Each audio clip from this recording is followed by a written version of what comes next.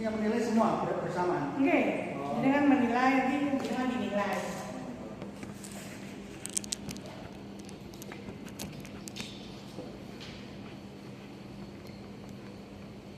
Mau dimatiin lampu depannya Pak biar kelihatan. Ini nggak kelihatan.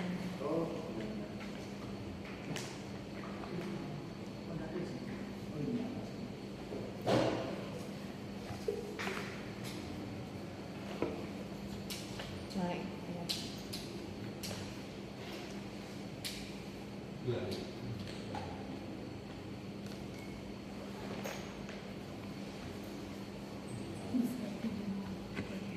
Oh, bukan aku iya.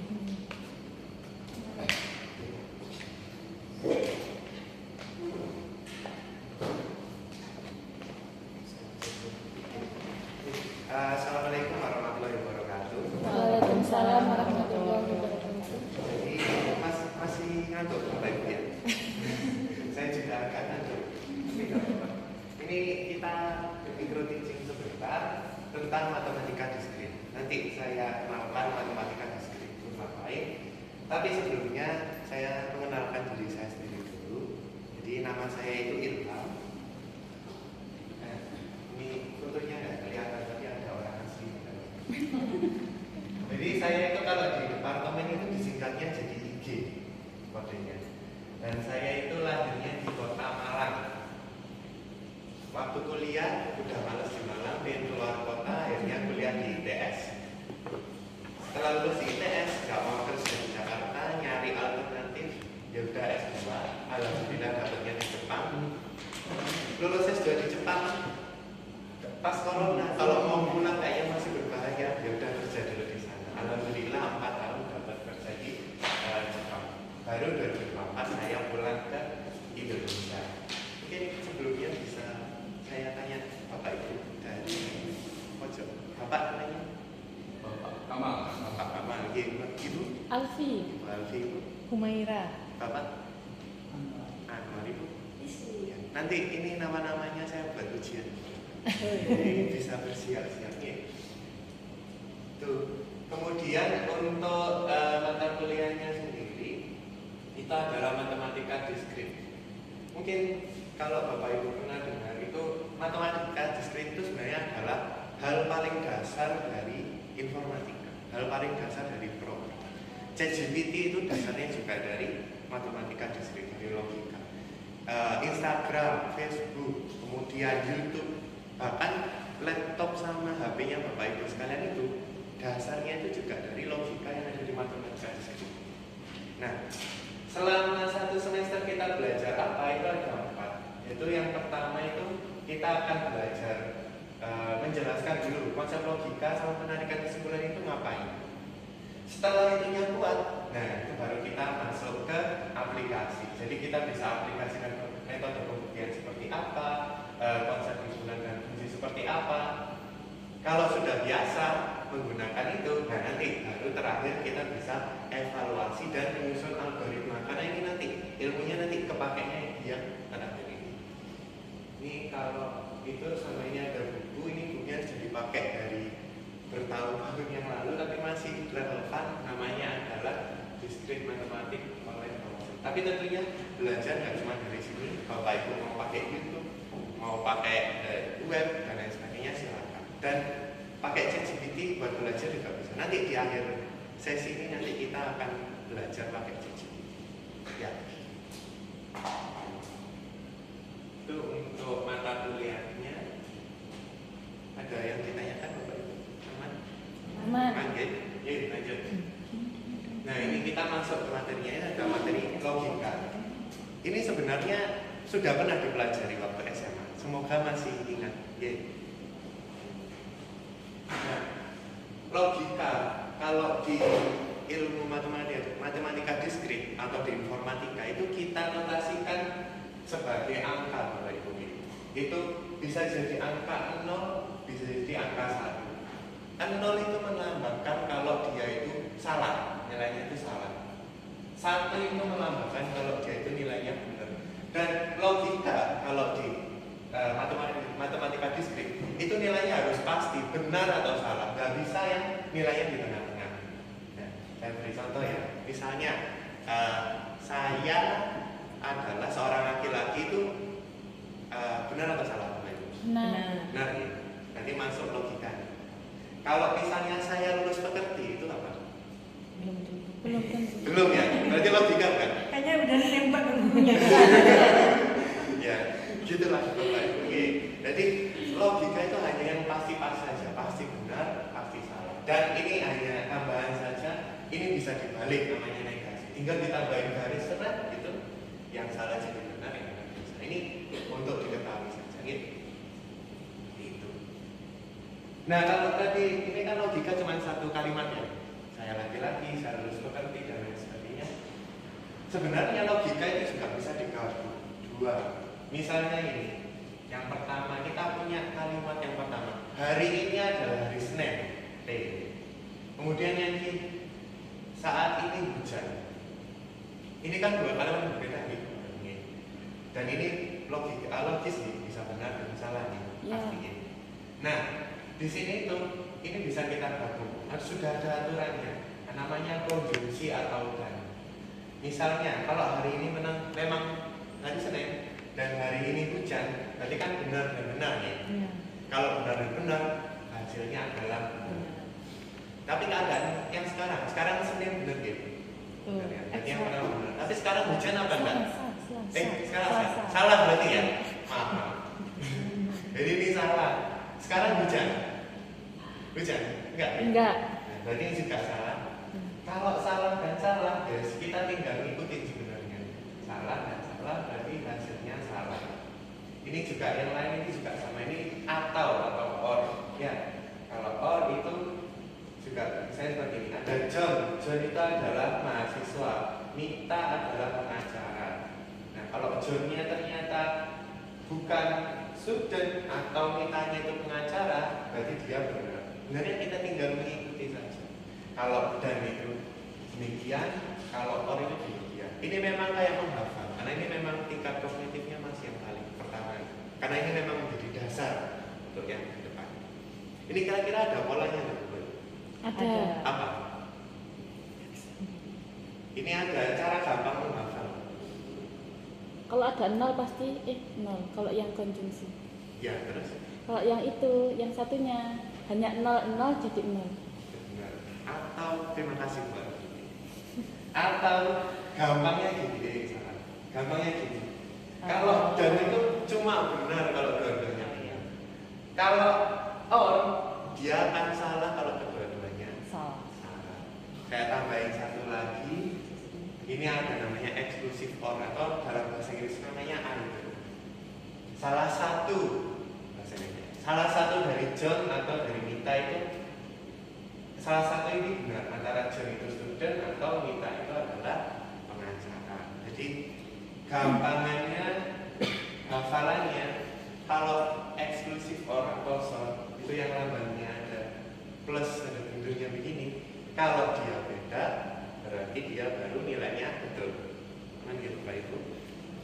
Jadi konklusinya itu tadi kalau logika itu harus ada benar, harus ada salah. Lalu ada tiga aturan. Nah, makanya ini yang seperti ini namanya dan Bapak Ibu ya. Kalau semuanya benar berarti benar. Kalau semuanya salah berarti salah untuk or. Kalau kalau dia beda dia baru benar. Ini sudah aman Bapak Ibu? Oh, dia beda baru dia benar. Aman ya? Aman. Sudah aman, yakin 100%? Iya. Sudah dipahami? Iya. Ini waktunya berapa menit? Namanya kalau saya bilang stop. Aman ya? Ya sudah. Kalau gitu 0758. oh, berarti masih ada waktu. Masih banyak. Lumayan banyak. Kalau gitu nanti karena sudah yakin hafal semua. Ya, ini berarti ini pemahamannya perlu saya uji satu. Ini kalau nggak bisa nanti nggak boleh benar. Hanya yang sudah bisa. Ini kan tahu mencamak ya mungkin. Dikasih soal nanti harus menjawab. Cuman karena mencamaknya saya nggak bawa apa, biar nggak habis-habisin kertas nanti pakai tangan saja. Nanti saya bikin kalimat kayak tadi misalnya saya adalah hari ini hari Senin dan hari ini hujan. Kalau benar nanti Bapak Ibu ngacung tangan kanan. misalnya salah, ngacungnya tangan kiri. Kalau tangan dua-duanya nggak ada yang ngacung, nanti nggak boleh ulang. Nanti saya kasih soalnya, terus saya bilang jawabannya adalah, habis saya bilang jawabannya adalah, tangannya diangkat. Oke? Saya kasih contoh dulu. Saya adalah dosen ITS dan saya adalah perempuan. Oke? Jawabannya adalah apa itu? Salah. Salah. Kenapa? Anda laki-laki. Yakin? Iya. Ya, kan yang satunya tadi benar. Iya. Benar dan salah, berarti jawabannya adalah Salah. Aman ya Bapak Ibu ya? Sudah siap? Ini masih ada waktu beberapa menit. Nah ini karena saya belum sempat bikin soal, jadi soalnya saya mau generate pakai AI. Nanti soalnya saya mau minta dibikinin sama ChatGPT. Ini Bapak Ibu pulang dari sini kalau mau refresh lagi katanya bisa pakai. Nanti dia bikinin soal, dia bikinin kunci jawaban, itu juga bisa. Ya. Ini saya kasih contoh just satu. Ini saya bikin prompt. Buatkan saya satu contoh soal tanpa kunci jawaban. Sebuah kalimat logika single comma proposition yang kita jelaskan tadi, ada and, ya, and tadi ya, dan or atau so, kayak eksklusif or tadi. Jawabannya adalah true or false. Ini nanti saya enter, nanti soalnya dari sini ya, untuk mencobanya Bapak Ibu. Oke.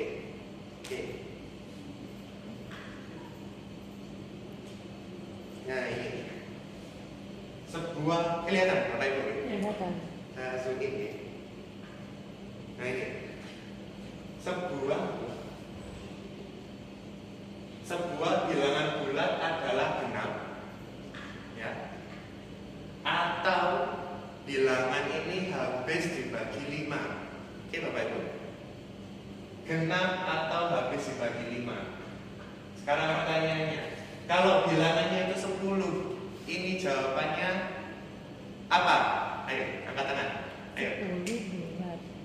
Benar? Yang lain ada yang punya ide? Jawabannya apa? Benar? Bapak-bapak, nonton. Ayo.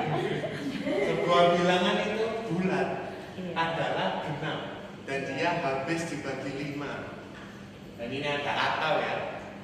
Dan bilangannya 10, jawabannya apa? Kalau benar-benar. Ayo atau tadi apa? Oh berarti salah. Benar satu.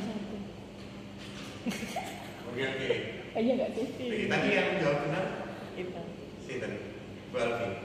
Bu Maira. Iya. Benar. Benar tadi awalnya. Awalnya kok berubah? Kok tidak stabil? Baru konsentrasi kalau itu atau. Oh, ya guys, silakan dijelaskan kenapa kok bisa jawabannya yang salah? Mbak Humaira.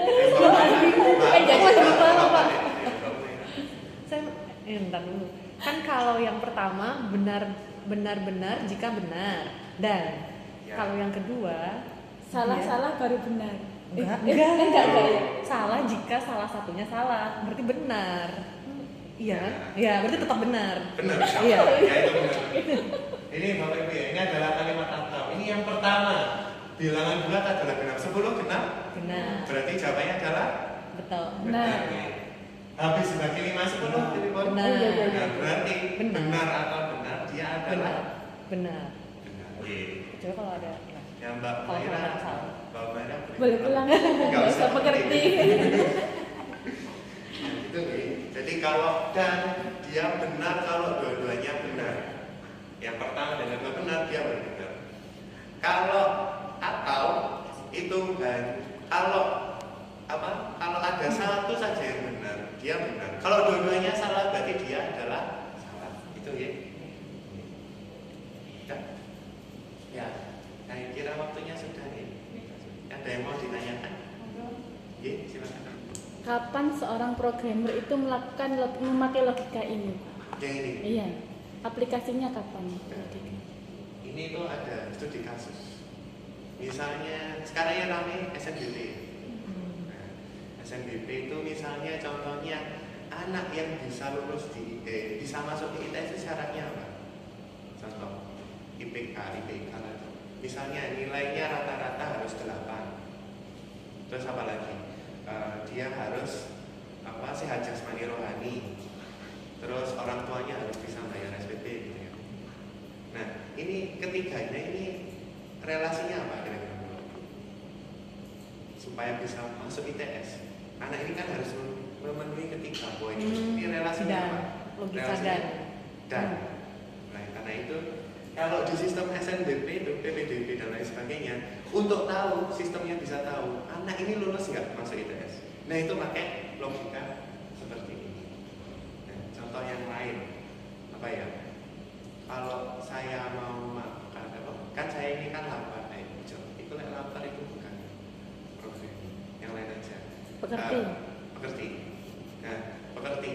Misalnya pekerti, kan kemarin ada sistem itunya pekerti ya, sistem yang untuk memberikan feedback di pekerti.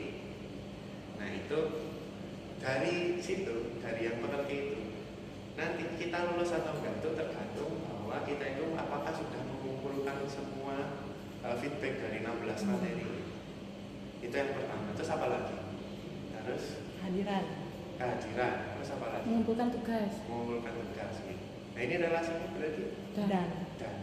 Kalau nggak satu aja salah berarti kita Salah. Nggak bisa nggak lulus. Iya. Oke. Kalau dua-duanya benar berarti kita Tidak lulus. lulus. Kalau apa? Semuanya benar. Oh iya. Nah, lebih seperti itu. Ya itu berarti ya.